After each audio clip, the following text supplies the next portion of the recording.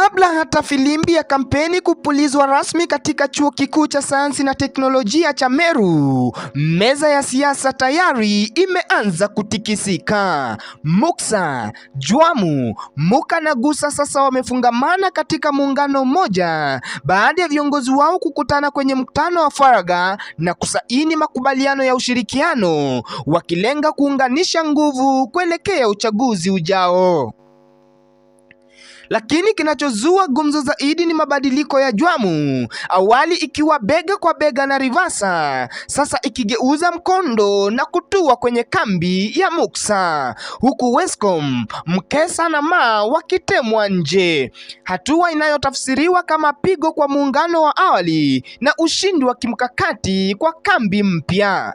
Wanamuksa wakipata baraka ya kupeperusha bendera ya uwenyekiti, Muka wakitunukiwa unaibu wa uwenyekiti na idara ya akademia, Jwamu nayo ikivuna idara ya fedha na ukatibu, huku Guza wakielekezwa nyanjani pamoja na nafasi ya spika wa Samu. Sasa macho yote yako kwa Rivasa, Wescom, Mkesa na Ma, huku swali kuu likiwa je, watajiunga ama watajibu kwa mkondo wa kuunda kambi mpinzani? Kutoka kwenye majengo ya bunge la Samu ndani ya Chuo Kikuu cha Meru, niite Philip Olingo.